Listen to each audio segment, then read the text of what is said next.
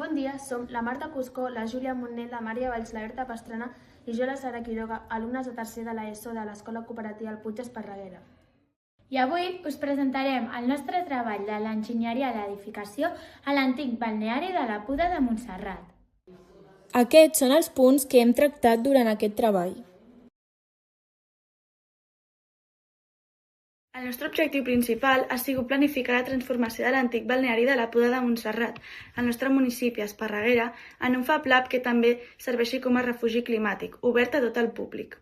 Altres objectius que ens hem proposat han sigut fer aquest projecte el més sostenible possible, crear un espai per refugiar la gent i fomentar la creativitat del poble a partir del Fab Lab. Aquest projecte ens ha resultat especialment motivador, ja que és un àmbit que ens interessa molt, ja sigui per dedicar-nos-hi en un futur o per familiars que estan involucrats en l'arquitectura. A l'antic balneari de la Puda de Montserrat va ser construït al segle XIX. Era un lloc on la gent anava a banyar-se en aigües termals. Les aigües feien una olor forta i d'aquí ve el nom. Va ser molt popular entre la gent rica i burguesa. Aquestes aigües tenien propietats medicinals. Tenia bones instal·lacions i era un lloc de moda en aquell temps. Un Fab Lab és un espai obert i col·laboratiu on es poden crear, dissenyar i fabricar objectes utilitzant eines digitals com impressores 3D, talladora làser o equips d'electrònica. Permet transformar idees en prototips reals i fomentar l'aprenentatge.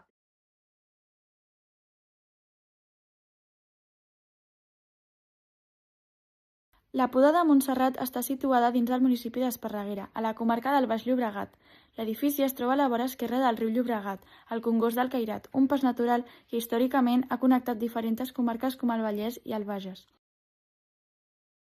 Aquest espai és principalment un refugi climàtic de 1.000 metres quadrats aproximadament, pensat per acollir la gent que va cap a Montserrat, així com qualsevol persona que necessiti un lloc on descansar, refrescar-se o protegir-se de les condicions climàtiques. És un entorn obert i accessible, dissenyat per oferir confort i benestar, en un punt de pas freqüentat. A aquest refugi s'hi afegeix un Fab Lab, que incorpora una dimensió tecnològica a l'espai. Les instal·lacions es poden agrupar en diferents àmbits. Hi ha zones destinades a la fabricació digital i la robòtica, on es poden crear prototips amb impressores 3D, electrònica i programació, espais de producció artesanal i manual, com el treball tèxtil, la ceràmica, la fusta o tall làser. Àrees dedicades a la creativitat artística i disseny, laboratoris per experimentar de manera segura amb materials, incloent biomaterials sostenibles, i també espais polivalents pensats per a activitats col·lectives, presentacions i trobades. La fusta massissa local, com el pi blanc, s'utilitzarà en estructures interiors, tancaments, mobiliari del Fab Lab i forjat. S'utilitzarà perquè serà un material resistent, fàcil de treballar i molt versàtil. A més, serà ecològic perquè serà de quilòmetre zero. Reduirà el transport i emmagatzematge del CO2 durant tota la seva vida. Els panells ZLT formaran l'estructura base dels sostres. S'utilitzarà perquè permetran construir ràpid i amb menys materials. Seran ecològics perquè reduiran emissions respecte al formigó, tindran un alt rendiment estructural. La fusta laminada s'utilitzarà per crear espais grans sense pilars i fer una coberta. S'utilitzarà perquè permetrà espais oberts ideals per al Fab Lab. Serà ecològic perquè optimitzarà els materials i serà molt eficient estructuralment. La pedra seca s'utilitzarà en murs i paisatge. S'utilitzarà perquè no necessitarà cap material d'unió. Serà ecològica perquè no consumirà energia i serà totalment reutilitzable. El morter de calç unirà materials i protegirà superfícies. S'utilitzarà en el revestiment de les parets, el qual permetrà respirar els murs. Serà ecològic perquè absorbirà CO2 i serà menys contaminant que el ciment. El suro expandit s'utilitza com a aïllament principal en les parets i coberta. S'utilitza perquè té molt bon rendiment tèrmic i resisteix la humitat. És ecològic perquè és natural, renovable i local. L'aigua de la pluja es recull per reutilitzar-la. El bany sec no utilitza aigua i genera compost. Les aigües es filtren en plantes de manera natural. Les plaques solars generen electricitat. S'utilitzen perquè permeten autosuficiència energètica. Són ecològiques perquè són renovables i no emeten CO2 en el seu ús. La solar tèrmica genera aigua calenta i la biomassa calefacció. S'utilitzen perquè aprofiten recursos naturals. Són ecològics perquè redueixen consum i utilitzen energia local. La turbina genera energia amb l'aigua del riu. S'utilitza perquè és constant i fiable. I és ecològica perquè és renovable i natural. L'edifici està orientat al sud per aprofitar el sol. A més, afavoreix que les plaques tinguin una màxima eficiència.